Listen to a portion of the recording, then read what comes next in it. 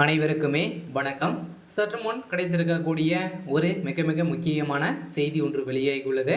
சற்று முன் உதயநிதி கள்ளக்குறிச்சியில் துரித்தடிக்கப்பட்ட மக்கள் போலீஸ் குவிப்பு இது மாதிரி செய்திகள் வெளியாகிருக்கு. இப்போ பார்த்தீங்கன்னா பெரும் கனமழை காரணமாக உதயநிதி ஸ்டாலின் அவர்கள் பார்த்தீங்கன்னா கள்ளக்குறிச்சி பார்த்தீங்கன்னா நேற்று சென்றிருந்த நிலையில் அங்கு பார்த்தீங்கன்னா மக்கள் அனைவருமே திரண்டு அவர் பார்த்தீங்கன்னா துரத்தி அடிக்கப்பட்ட சம்பவம் பெரும் அதிர்ச்சியை ஏற்படுத்தியிருக்கு. இதன் அடிப்படையில் அங்கு போலீஸ் குவிக்கப்பட்டு அங்கு மக்களை பார்த்தீங்கன்னா துரத்தி அடித்த போலீஸார் பார்த்தீங்கன்னா அங்கு மிகப்பெரிய கலவரங்களாக தான் வெடித்திருக்கு.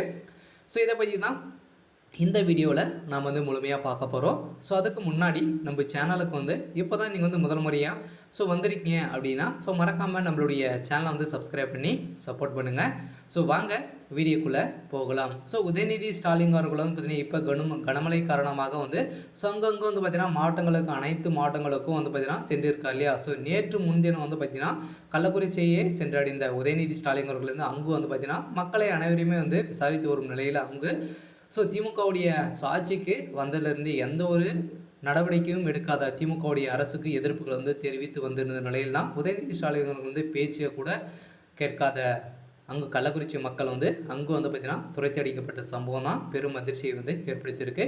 இதன் அடிப்படையில் தான் சென்னையிலும் பார்த்தீங்கன்னா மிகப்பெரிய பெருவழியாக பார்த்தீங்கன்னா சென்னை மக்கள் அனைவருமே இது வரைக்குமே 150க்கும் மேற்பட்ட மக்கள் குடியிருப்பிலிருந்து பார்த்தீங்கன்னா அடித்து செல்லப்பட்ட சம்பவம் பெரும் அதிர்ச்சியை ஏற்படுத்தி இருந்தாலும் இப்போ பார்த்தீங்கன்னா பெரும் கனமழை காரணமாக தான் கள்ளக்குறிச்சியில் பார்த்தீங்கன்னா மக்களை பார்வையிடுவதற்காக உதயநிதி சென்றிருந்தார்.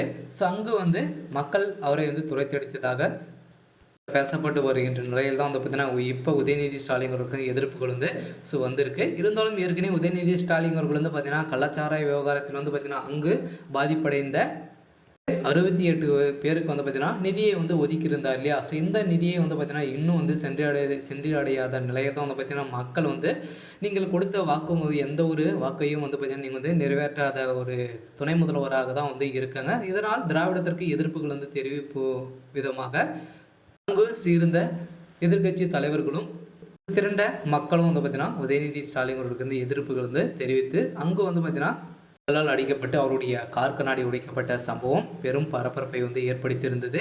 இதன் அடிப்படையில் தான் கூடிய விரைவில் உதயநிதி ஸ்டாலின் அவர்கள் சென்னை புறப்பட்டு இருந்தார். இருந்தாலும் உதயநிதி ஸ்டாலின் அவர்கள் ஏற்கனவே சனாதனத்தினால வசமாக சிக்கியிருந்தார் இல்லையா. அந்த வழக்கின் மூலமாக கூட அவருக்கு எதிர்ப்புகள் வந்திருக்கலாம். இருந்தாலும் மத கலவரங்களை செய்யக்கூடிய ஒரு துணை முதல்வரே பார்த்திங்கன்னா எந்த ஒரு சட்ட ஒழுங்கையும் காப்பாற்றாத திமுகவுடைய அரசுக்கு தான் இப்போ நிறைய மக்கள் பார்த்தீங்கன்னா எதிர்ப்புகள் தெரிவித்து வராங்க. இருந்தாலும் என்ன நடக்க போகுது அப்படின்றத வெயிட் பண்ணி பார்க்கலாம். இது மாதிரி செய்திகளை தெரிஞ்சுக்கணும் அப்படின்னா மறக்காமல் நம்மளுடைய சேனலை சப்ஸ்கிரைப் பண்ணிக்கோங்க. தேங்க்யூ.